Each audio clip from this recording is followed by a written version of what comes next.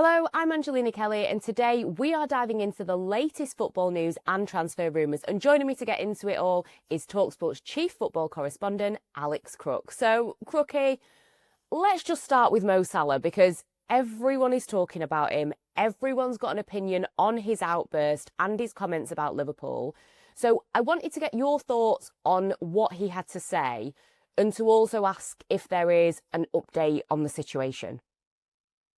Well, I think I'll probably fall in line with what a lot of our ex-players on talkSPORT have been saying since that unbelievable interview that Salah gave outside of Ellen Road on Saturday night. I think it was a disgrace, quite frankly. I think it was disrespectful to the manager.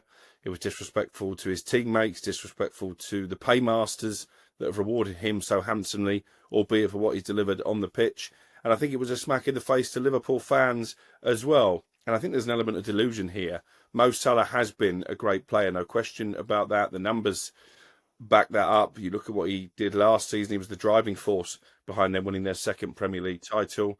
But his form at the back end of last season and certainly into this season has not warranted a place in the starting 11. And for him to come out and say that just because of what he's done before, he's undroppable, that's not how football works, mate. And the board very quickly came down on the side of Arne Slot in what effectively is a very public spat between manager and superstar player, and I think that was the right thing to do. I think it was definitely the right thing to do not to take him to Milan. It was pretty clear to me from conversations I was having on Sunday with people close to Liverpool that he would be omitted from that Champions League game, which ultimately Liverpool have gone on to win 1-0. And I know Salah has this fairy tale in his head that he's going to say goodbye to the Liverpool fans against Brighton on Saturday. I'm not sure he'll get the opportunity. I would say at the moment it appears very unlikely that he is going to play against Brighton. We know he's due to report for African Cup of Nations duty with Egypt by next Monday.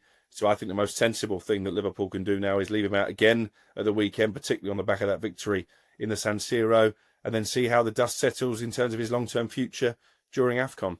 Now, when you think about Mo Salah, Liverpool have spent over £300 million this summer on other attackers, including Florian Wirtz, Hugo Ekitike, Alexander Isak.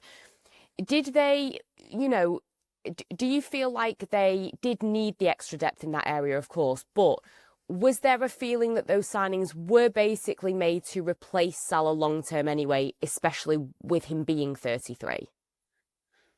Listen, I don't necessarily think that was the way Liverpool were thinking. Obviously, you do need to replenish the squad, and I think they were trying to strengthen from a position of power, much like Sir Alex Ferguson used to get praised for at Manchester United. Obviously, they moved players on in Luis Diaz and Darwin Núñez, so they needed replacing.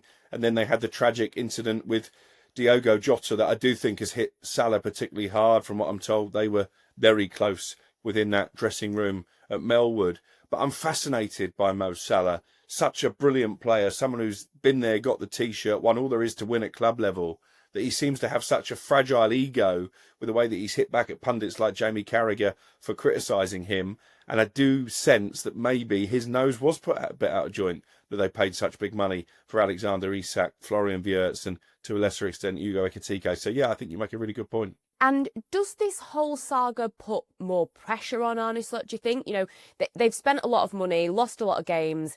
Now he's fallen out with the club legend and, last season's Player of the Year. I think he might do him a favour, weirdly. Liverpool fans in Milan on Tuesday night were singing his name from the away end. I was reporting on talkSPORT while others were linking potential replacements that the Liverpool hierarchy were determined to stand by their manager. And I think they'll double down in that support now, as I say, particularly because they've gone to Inter and won. Not many teams have done that over the last few seasons. They're in a great position to finish in the top 8 in the Champions League, which is basically what their season comes down to now, because hopes of retaining the Premier League title have already evaporated. So obviously he needs to pick up results, and recent form in the Premier League hasn't been good enough. But at the moment, I don't get the sense there's an appetite to change the manager, and this might just embolden him even more. Now, switching gears, you've been across the future of Bournemouth's Antoine Semenyo. He's got this release clause. We've spoken before about how a lot of clubs are being linked. I wanted to ask, who would you say are the front runners right now and who is perhaps lagging behind?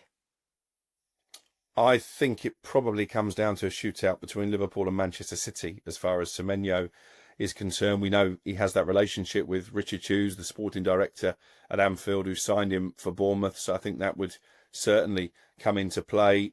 I've mentioned before, I read it last week in my notebook, that Pep Guardiola is actively tracking Semenyo's situation because he wants more goals from midfield. And obviously, in terms of Liverpool, if Salah was to go in January, which is not guaranteed, they might be able to patch up their differences, slot on Salah. But if he does go, then Semenyo looks like a pretty ready-made replacement. What I would say at this stage is that Tottenham, one of two clubs who spoke with Semenyo in the summer, he met with Ruben Amorim at Manchester United, as well as Tottenham representatives. He wasn't keen to join Spurs then, and I think that remains his stance. In fact, I would go as far as to say he's more likely to stay at Bournemouth and see out the rest of the season there, with the hope of getting one of those bigger clubs in the summer than jumping ship to Spurs in January, which is another blow for Thomas Frank, because that left side of their midfield has been a bit of an issue, hasn't it?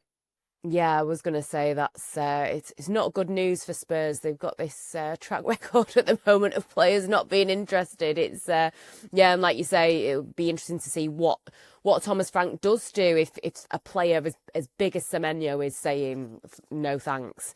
Another player now who is being linked with moves away from his club is Kobbie Mainoo.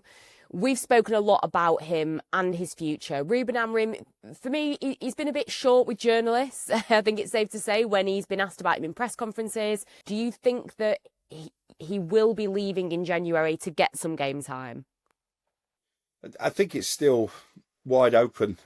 Clearly, he feels like the manager doesn't have faith in him. He got a big round of applause when he came on in United's win against Wolves last weekend, but it's hard to see him forcing his way into a regular starting berth, which I think is a real shame. This, for me, is one of the blind spots that Ruben Amorim has at Manchester United. Kobbie Mainoo, I once described him as a generational talent. He was brilliant for England when he came into the team at the European Championships, kept his place all the way through until the final. He's come up with some big moments for Manchester United. I think he brings something that even the likes of Casemiro don't, with his athleticism, the way he carries the ball, and he's got a real goal threat as well. But I don't see the manager changing his mind on Kobbie. Something has clearly gone on behind the scenes, be it an issue with his attitude in training, I don't know, but it looks like Ruben Amorim has made his mind up.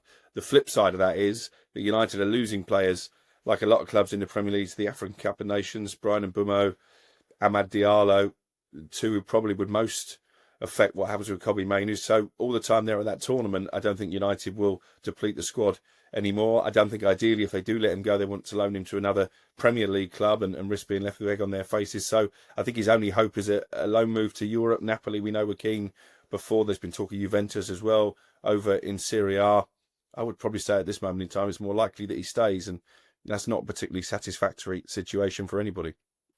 Yeah, 100%. Do you feel like if there is a move on the cards, it would be worth just loaning him out? Because like you say, we've spoken about him like he's a generational talent. And as much as, we've spoke about this on Inside Devils, as much as we're all on the Ruben Amorim train as Manchester United fans, he's not promised as well. If he gets sacked, there could be a way back for Kobbie. So a loan, if he was to go, would surely be more of a priority. No, I'm not sure I'm completely still on the Ruben Amorim train. I was going to say I'm being quite nice there, aren't I? When it comes to my mood around the manager, but yeah, listen, it's up and down. Absolutely, the swingometer was in full flow even against Wolves last night. But they're sixth in the table. They're not too far away in terms of Champions League qualifications. I think all the time they can hang on the coattails of those top 5 places. The fans and the ownership will continue to back Ruben Amorim, and that's bad news for Kobbie Mainoo. And in terms of incoming at Old Trafford, are there any developments? When we spoke the other week, you were talking about the idea of Conor Gallagher coming in on loan. Could that happen? Not sure. I think the stance from Atletico Madrid is that if Conor Gallagher does leave in this upcoming window, they would prefer a permanent move. I don't think Manchester United would do that, because they've got maybe more expensive targets, the likes of Adam Wharton and Elliot Anderson and Carlos Baliba, or he's not having a great season at Brighton. But they're certainly the main 3 that they're looking at in terms of the summer. So I don't see them spending big money on a midfielder just as a short-term solution. I think it might end up being quite a quiet window for Manchester United and then a pursuit in terms of one of those bigger targets in the summer. Do you think that is a worry then? Because if they don't bring anybody in January, is it going to be enough? Because you can, don't want to tempt fate, but you can just see it. You know, if someone like Casemiro, who's having this resurgence, picks up an injury, you know, they're going to be exposed, aren't they? Yeah, I'm just looking at the games in January. Mixed bag, really. Leeds away to start the year, Burnley away. You would fancy that even without those big players at AFCON, they could win those two. Brighton, the FA Cup, is a really tough third round draw. And then they've got Man City and Arsenal back to back. So I think certainly when you get towards the end of January, there is a concern about just how depleted the squad might look. But they spent a lot of money in the summer at a time when the minority owner, Sir Jim Ratcliffe, was telling anybody who'd listened that there was a danger the club will run out of cash by the end of the year, which clearly was never the case. So never say never when it comes to United, because they do seem to find a few coins down the back of the sofa once the transfer window opens. But at the moment, it seems very quiet. Well, there you have it, Man United fans. Sir Jim Ratcliffe and co might be able to scrape a few coins together, but if not, you might have to wait until the summer for that big midfield signing. Crookie, thank you very much for joining me. Let us know in the comments what you think about that latest news, and don't forget that this video is in association with our own bookie, talkSPORT Bet. Download the app or head to talksportbet.com if you want to get involved. 18 plus, T's and C's apply. BeGambleAware.org.